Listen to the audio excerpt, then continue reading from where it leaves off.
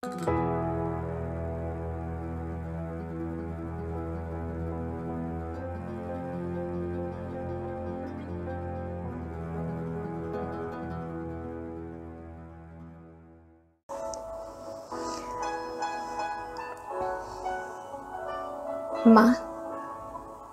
মা, মা, তুমি কিছু না বলে ভাবে চলে গেলে কেন? আমি সেদিন থেকে এত কাঁদছি, এত ডাকছি, তবু তুমি আসছো না, কথা বলছো না, আর আমায় ভালোবাসছো না। তুমি কোথায় চলে গেলে মা? কোথায় হারিয়ে গেলে? আমার সাথে থাকবে বলেই তো কাজ থেকে ছুটি নিয়ে ঘরে ছিলে কটা দিন। কত আনন্দ হচ্ছিল, আমার মা অফিসে যাচ্ছে না, বাড়িতে আছে, আমায় আদর করছে, খাইয়ে দিচ্ছে, আমি সব সময় তোমায় দেখতে পাচ্ছি, ছুঁতে পাচ্ছি।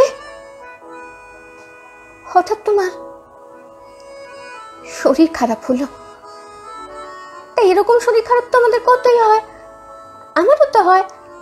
তুমি কাশির ওষুধ দাও, আবার সেরেও যায়, কিন্তু এবার তো সারলো না।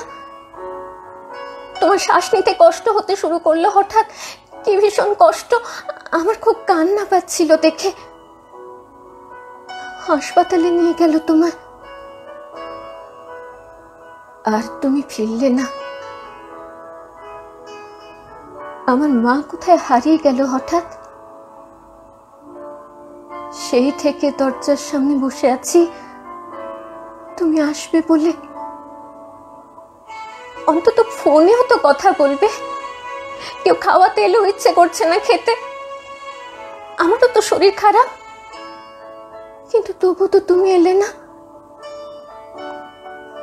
দেখতে পাচ্ছি দিদা বাবা লুকিয়ে কাঁদছে, আর আমায় দেখলেই চোখ মুছে নিচ্ছে যাতে আমি দেখতে না পাই। সেদিন একজন বলল তুমি নাকি আকাশের তারা হয়ে গেছো। আকাশ তো অনেক দূরে মা, কি করে ফিরবে তুমি ওখান থেকে? তোমার অফিসও বাড়ি থেকে অনেকটা দূরে ছিল, ফিরতে সময় লাগতো অনেক। আর আমি ভাবতাম আমি বড় হলে যখন খুব দেখতে ইচ্ছে করবে, তোমার বাড়ি থেকে বেরিয়ে সোজা তোমার অফিসে পৌঁছে গিয়ে চমকে দেব তোমাকে। আচ্ছা মা, আকাশটা কি তোমার অফিসের থেকে অনেকটা দূরে? কতক্ষণ লাগে পৌঁছতে? অনেক অনেকক্ষণ, অনেকক্ষণ। তাহলে আমি কবে পৌঁছবো মা সেখানে? আমি কি করে পৌঁছবো মা তোমার কাছে? কবে দেখা হবে আমাদের মা? কবে দেখা হবে আমাদের?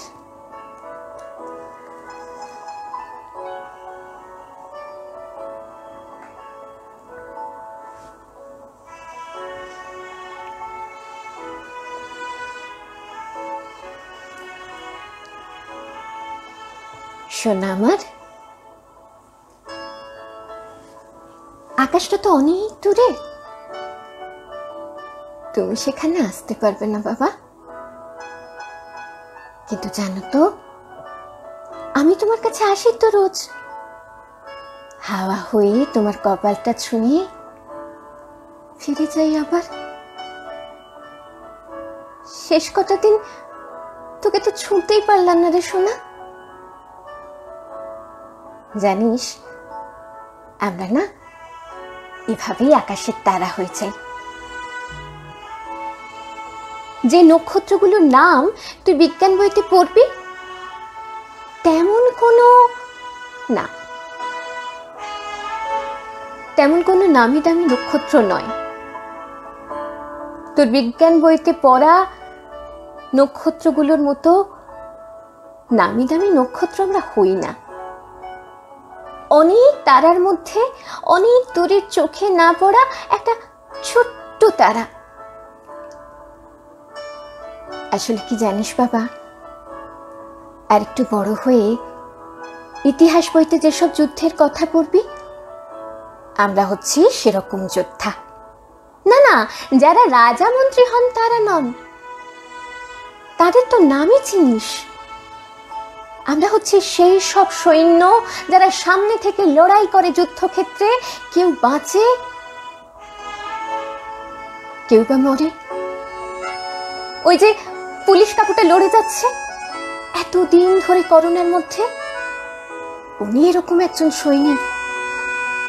আমি যে হাসপাতালে গিয়েছিলাম, তার নার্স ডাক্তাররা এই যে এতদিন ধরে লড়াইটা করছে, তারাও তো যুদ্ধই করছে।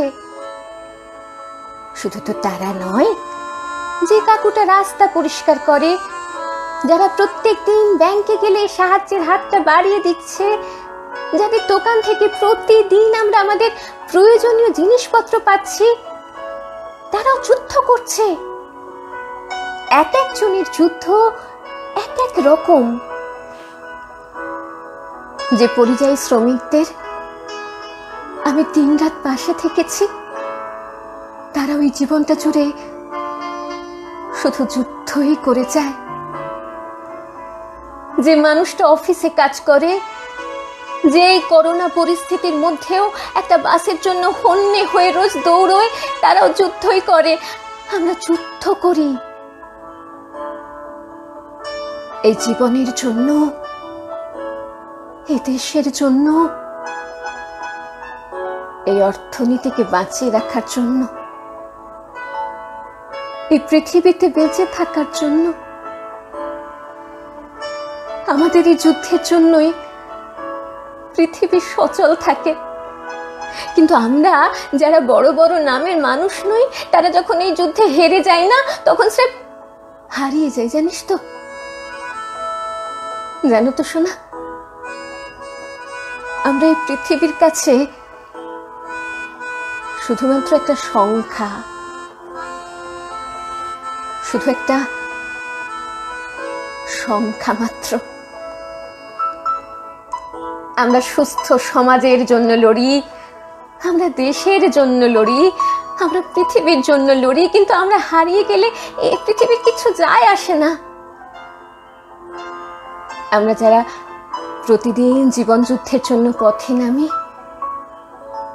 তাদের যখন এই করোনা নামের মহামারী তোমার এই গল্পের দুষ্টু রাক্ষসটার মতো চেপে ধরে,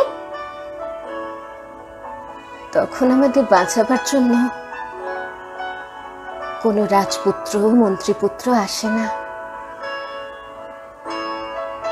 হন্যে হয়ে হাসপাতালে দৌড়ে দৌড়ে ঘুরি। বড় লোকের হাসপাতালগুলো পর্যন্ত পাই বাড়ানো যায় না, কারণ অত টাকা নেই। সারাদিন ধরে অসুস্থ অবস্থাতে হাসপাতালে একটু জায়গা পাওয়ার জন্য হন্যে হয়ে ঘুরি আমরা। ঘুরতে ঘুরতে ক্লান্ত হই, হাঁপিয়ে যাই, মরেও যাই, তবুও কেউ ফিরে তাকায় না। সারাদিন অপেক্ষার পরে এক অসুস্থ দাদুকে নিতে যখন অ্যাম্বুলেন্স আসে, তার আগেই তিনি মুখ থুবড়ে পড়ে শেষ হয়ে যান বাড়ির দরজায়। আর তার করোনা হওয়া স্ত্রী স্বামীকে ওই অবস্থায় ফেলে রেখেই চোখে জল মুছতে মুছতে অ্যাম্বুলেন্সে ওঠে। ভাগ্য বলে যদি কোনো হাসপাতালে আমরা ঢুকে পড়তে পারি তাহলে বেঁচে গেলাম, আর যদি মরে যাই তাহলে না। বেঁচে থাকলে এই পৃথিবীর কাছে আমরা তবু একটা সংখ্যা মাত্র। কিন্তু জানিস তো, মরে গেলে শূন্য, কিচ্ছু নয়। দেশের কাছে, দশের কাছে, পৃথিবীর কাছে কেউ কোনো খবর জানতেই পারে না। আর আমার মতো যারা খবরে আসে, দুদিন পরে সে খবরও সবাই ভুলে যায়। শুধু তোমার মতো একটা ছেলে সারা জীবন তার মায়ের ফেরার জন্য অপেক্ষায় থাকে, কিংবা তোমারই মতো আর একটা মেয়ে বাড়ির দরজার দিকে তাকিয়ে ভাবতে থাকে তার বাবা কবে ফিরবে, কখন ফিরবে। 18 বছরের একটা ছেলের মা তার সন্তানের মার্কশিট জড়িয়ে কাঁদতে কাঁদতে একবার ছেলেকে ছুঁতে চায়, সারা জীবন ধরে আক্ষেপ করে যায়, সারা দিন ধরে হাসপাতালের দরজায় দরজায় ঘুরেও তার ছেলেকে সময় মতো চিকিৎসা করাতে পারেনি। যদি সেদিন চিকিৎসা হতো তাহলে ছেলের মার্কশিটের বদলে সেই মা আর ছেলেকে জড়িয়ে ধরে আনন্দে কাঁদতো হয়তো। জানো তো বাবা, আমরা যতটাই রোগের কাছে হারছি না, তার চেয়েও বেশি হারছি নিয়তির কাছে। অচেনা অজানা যোদ্ধাদের নিয়তি তো এভাবেই লেখা হয় পৃথিবীতে। আর আমার মতো না ফেরার দেশে যাওয়া বাবা মায়েরা আকাশের তারা হয়ে তোমাদের, আমাদের ছেলে মেয়েদের দিকে আমরা শুধু তাকিয়ে প্রার্থনা করি, আমরা না পারলেও তোরা ঠিক যেন বদলে ফেলতে পারিস এই পৃথিবীটাকে একদিন। শোনা, আমারও বড় কষ্ট হয় রে, বড্ড কষ্ট হয় তোকে ছেড়ে থাকতে। তবু এভাবেই দূর থেকে ছুঁয়ে থাকবো তোকে, দূর থেকে চুমু দেব। ভালো থাকিস বাবা। এতে তোর মা।